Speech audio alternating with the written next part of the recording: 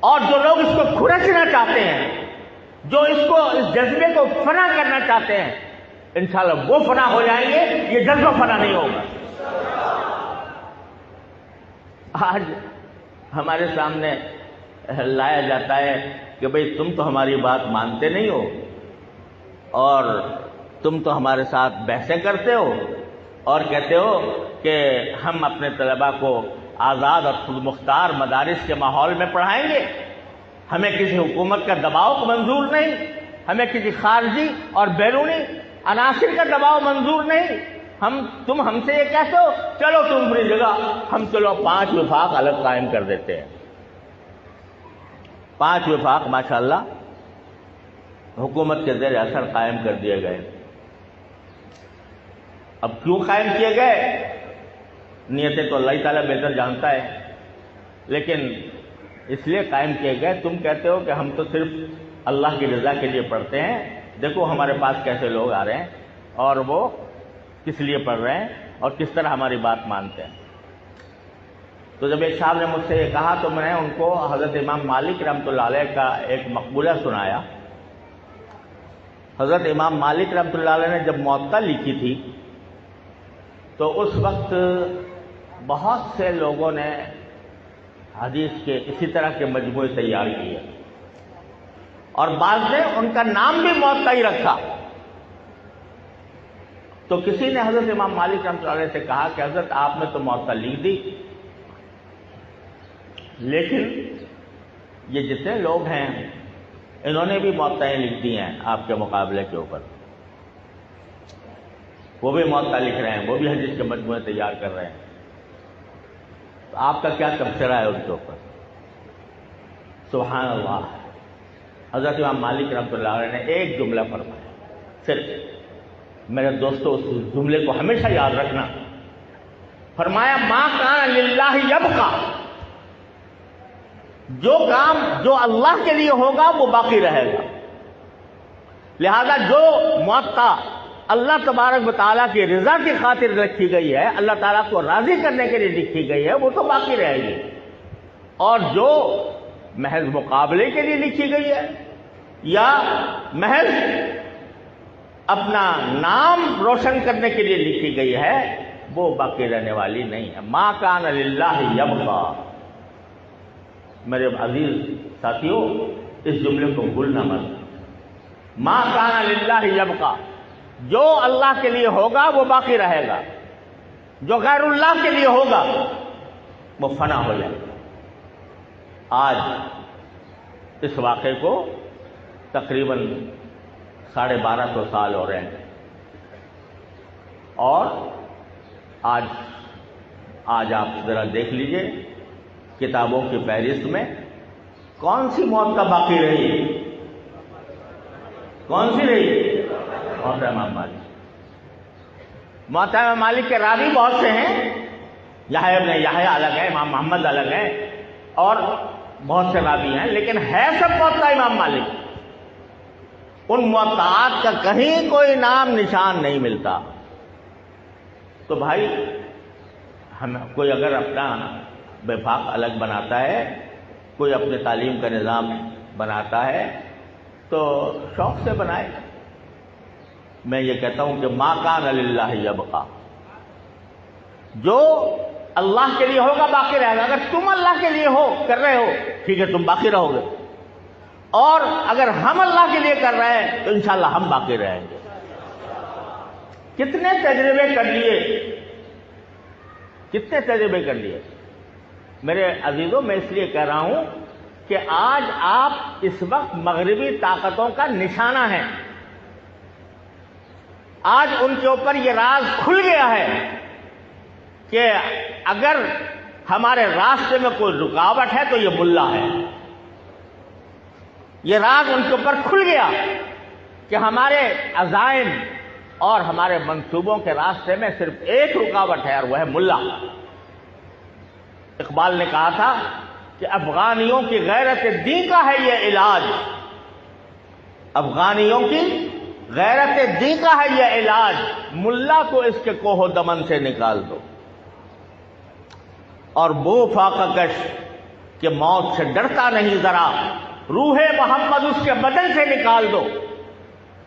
یہ ہے مغرب کا ایجنڈا کہ وہ سمجھتا ہے، وہ یہ سمجھتا ہے کہ یہ قوم ہے جب تک یہ باقی رہے گی ہمارے منصوبے عالم اسلام کے اندر انشاءاللہ کامیاب نہیں ہوں گے۔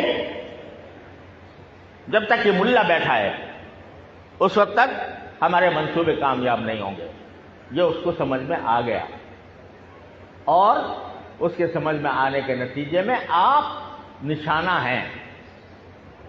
اب اتنے نشانے کو اللہ تعالیٰ نے اپنے فضل و کرم سے، اور ہمارے حضرت مولانا سلیم اللہ خان صاحب قدس اللہ تعالیٰ سرہ کی روح پرفتوح پر انوار کی بارش فرمائے، انہوں نے قریہ قریہ، گلی گلی، گاؤں گاؤں جا کر اس طرح مدرسے قائم کر دیے ہیں کہ خیبر سے لے کر اور کیماڑی تک، اور بلوچستان کے آخری حدود سے لے کر گوادر تک آپ کو کوئی 10 میل ایسے نہیں ملیں گے جس میں کوئی مدرسہ نہ ہو۔ تو آج یہ سوچتے ہیں کہ اتنی بڑی تعداد کو ہم کیسے ختم کر دیں، اور انشاءاللہ کبھی نہیں ختم کر سکیں گے، کبھی نہیں کر سکیں گے۔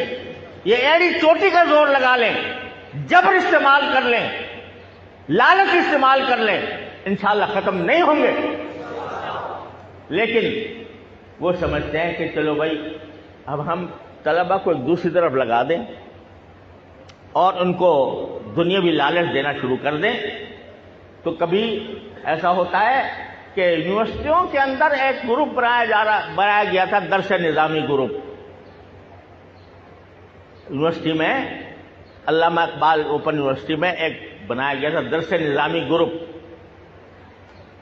وہ درس نظامی گروپ اس لیے بنا تھا کہ جب یہ درس نظامی گروپ کے لوگ تیار ہوں گے تو یہ ایسے عالم ہوں گے کہ جو عصر جدید کے تقاضوں سے باخبر ہوں گے، لہذا جب یہ آئیں گے سامنے تو یہ مولوی ملا خود ہی ختم ہو جائیں گے۔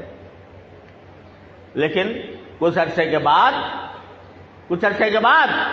خود یونیورسٹی نے اور خود حکومت نے کہا بھئی یہ چلنے والے نہیں ہیں، درس نظامی گروپ کو ختم کرو۔ بعد میں کیا ہوا؟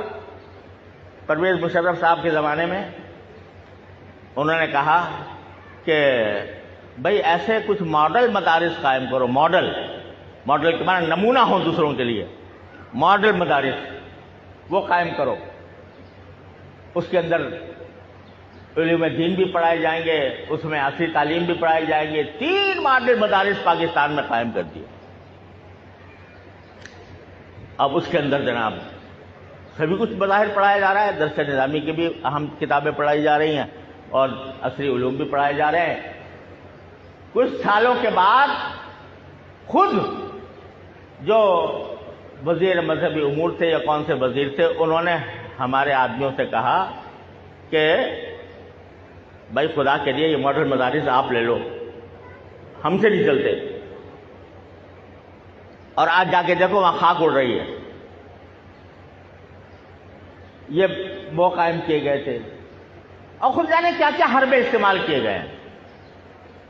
اور آپ دیکھو کہ ویسے اگر دیکھو جامعہ اسلامیہ وہاں اسلام آباد میں قائم ہے، اور میں کہتا ہوں اچھے معیار کی یونیورسٹی ہے، اس میں کوئی شک نہیں ہے، علمی معیار کے اعتبار سے اچھی یونیورسٹی ہے۔ لیکن میں ایک سوال پوچھتا ہوں کہ اگر کسی مسلمان کو کوئی شرعی مسئلہ پوچھنا ہوتا ہے، آج تک کبھی اس نے جامعہ اسلامیہ کے اسلام آباد کے کسی معتمم سے، اس کے کسی مناظم سے، اس کے کسی مفتی سے، اس کے کسی عالم سے پوچھا کہ بھائی بتاؤ اس مسئلے کا حل کیا ہے؟